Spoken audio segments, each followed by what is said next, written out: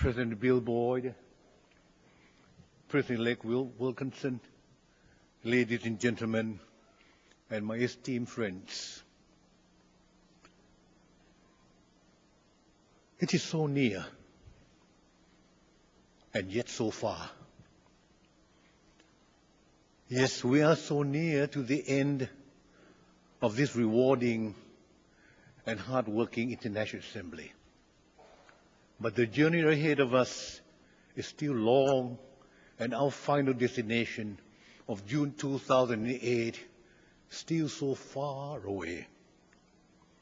In his concluding remarks at the first plenary session, President-elect Wilkinson expressed his hope and belief that each of us would experience life's choicest blessings throughout these days together, and to go forth from here to serve, to help your clubs, to guide them, to share your strength and your love freely and fully.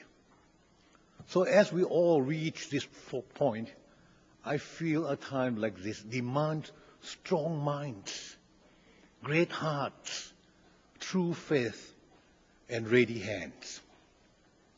Right now, it may appear that you will have a large block of time, a whole year, to carry out your mission. But this year, like every year, has but 365 days. And it will be necessary for you to plan your work now, if you have not already done so. As the last few days have flown past, so will the days and hours and moments of your year pass. This team will never again be fully assembled as it is today. You will never have another opportunity to serve as you will be serving this year, 1 year as district governor. So as you may feel alone in this effort, I'm reminded of a favorite quote of Harold Thomas, the first New Zealander to serve as president of Rotary International. I am only one, but I am one.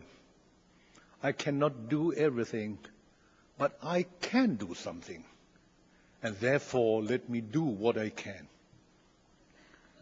My dear friends, we have high hopes and high expectations that you will not only do what you can, but much more. You will do many great things because you feel something in the very philosophy of Rotary that is fulfilling. Something basic, something that strikes a chord in each of us, something that motivates us, thrills us, and sustains us.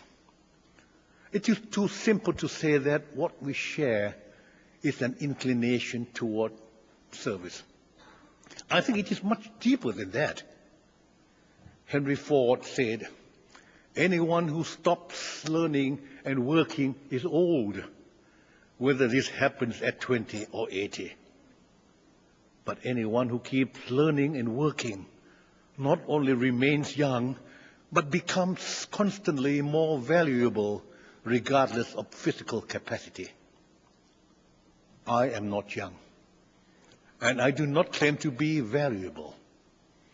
But at 81, I don't see an end to my learning, working, and sharing. I hope you feel that way too. As you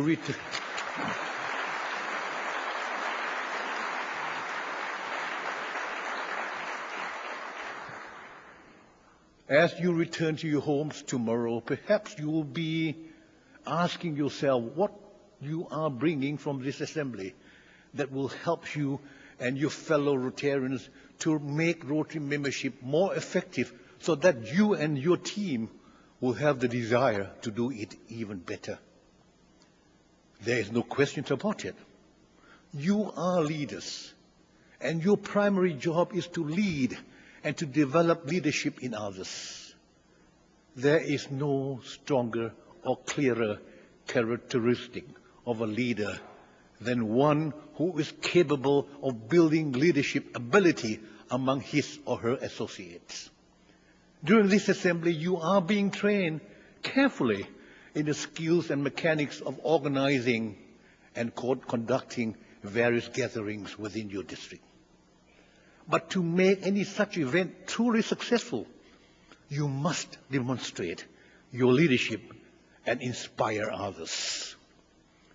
Please don't forget that an honest executive is one who shares some of the credit with people who did all of the work.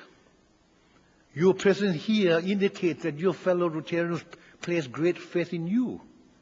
They look upon you as a leader. However, we must be ever mindful that all Rotarians are leaders. They are respected men and women in their businesses and communities. Therefore, you find yourself in the peculiar position of being a leader among leaders. As such, you not only have the opportunity, but the responsibility to be a wise and effective leader, assuming authority with humility. Your effectiveness will depend on the confidence you are able to inspire in those who follow you towards your goal. Leading a district today is a more demanding responsibility than ever before. Every district, every club officer, every committee member has a role to play. Your first duty should be to become informed yourself and then to formulate a plan of action. Virtues of intelligence, integrity, and courage alone are not enough for the leadership that we expect of you. If you are to be successful as governor, and I know you will be, you must have an overriding determination and devotion to your job. You must have the capacity to stand strong under reverses, to rise from periodic defeat and dedicate yourself to the ultimate goal. Profit from the mistakes of the past and learn from these experiences. Never be ashamed to own you have been in the wrong. It is a way of saying that you are wiser today than you were yesterday. The storms of adversity, like those of the ocean, oftentimes rouse the faculties and excite the ingenuity of the voyager.